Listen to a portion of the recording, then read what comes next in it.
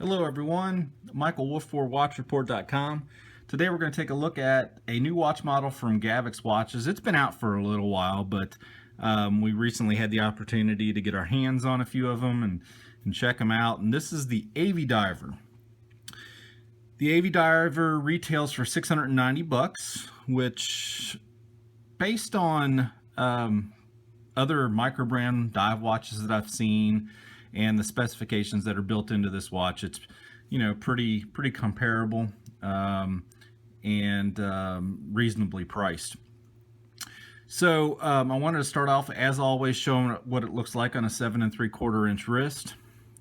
And I'm starting off by showing the white dial model on the wrist because I want to show the one primary issue I have with the watch, and that is the strap. So my model of choice is the blue dial. I think it just pops, has a lot of zing to it, and you'll see that here in a few moments. But to get a good idea of how it wears and so forth, I had to put my own separate strap on it, and I'll explain why. So on a 7 3/4 inch wrist, this is what I end up with. One sizing hole left, and the strap just barely under the keeper.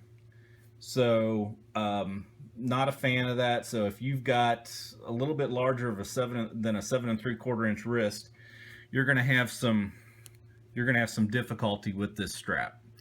So you might want to plan on, in that case, having an aftermarket ready, which I did for when I took some time to wear the watch. So there are 3 different dial versions. There's the white that you see here, that you saw. There is a black there, and then my choice is the blue dial. I think it just pops, has a lot of panache to it, or whatever you may want to call it. Just a really nice looking blue dial. And to show you the strap, it does have the molding inside of it, the piece of plastic that sets down into where it keeps that curvature in place. So if this strap does work for you, you're not going to have to worry about it losing its form or anything like that.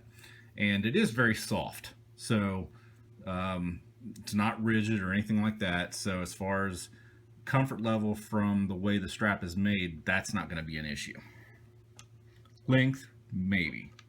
So let's get into the rest of the watch. What we have is a 43 millimeter case, and the one thing that is available with this case, and with the same dial color options, is a PVD case as well. So but they're both 316L stainless steel. Just one would be PVD coated. This one obviously is not.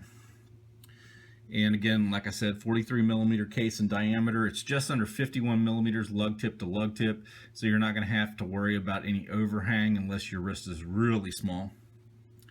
And it's under 13 millimeters, just under 13 millimeters in overall thickness, so it does fit underneath a dress shirt cuff quite nicely. And we've got a sapphire crystal. We've got a actual double screw down crown. We'll go into that here shortly. And then, as you see, the second hand sweep around the dial. It is an automatic movement, and I'm glad that Gavox chose the Miyota 9015 for the Avidiver. Big fan of the 9015. So, bottom crown takes care of all the complications. The top crown takes care of the countdown timing mechanism. And you would think that what that means is that entire chapter ring or bezel on the inside rotates. Well, that's where Gavox has put a little wrinkle on it, and I kind of like it, and I'll show you what I mean. Of course, you unscrew it, and it rotates the, like a little ring and the triangle, the pip area. Okay, and it is bi-directional, which is different from a lot of dive watches. But regardless, is you can set that wherever you want your countdown to be, lock it in place. I'm having difficulty locking it in place right now. There we go. And voila. What's the advantage to this? Well, the big advantage would be an exterior rotating bezel potentially can get knocked out of place or even knocked off. Can't be the case with this. It's locked in place, it's not moving anywhere, so you're not going to have a mistimed dive or any type of issue like that. Very cool feature. I like it. It can be a little contrary when you're trying to lock it back down by moving slightly. You'll just have to mess with that until you get it to match up exactly the way you want it to. Now, the other thing I wanted to show in the video, and I'm hoping I can make this happen, is I wanted to be able to show the lume on these suckers. It's absolutely fantastic. I would say probably the black and the blue have a little bit more lume, and I believe, based on what I've read, the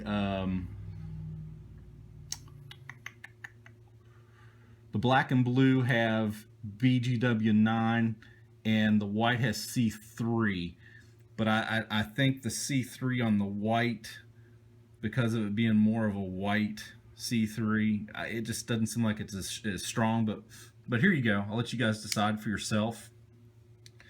That's what you're looking at. Obviously the white has the green, and because of the black and blue having the BGW9, it's going to have more of the blue hue. Again, blue was my favorite of the three, just because I like the way the blue dial popped.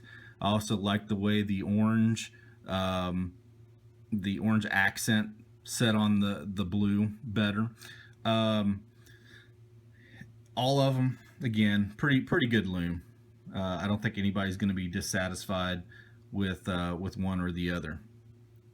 So there you have it. This is the Gavox Avidiver, and again, it retails for $690 USD. And there are 6 different versions of it. So go on out to Gavox Watches, check it out. If you have a moment, like our our YouTube channel, as well as our other social media outlets, and stay tuned for our next video presentation. Thanks.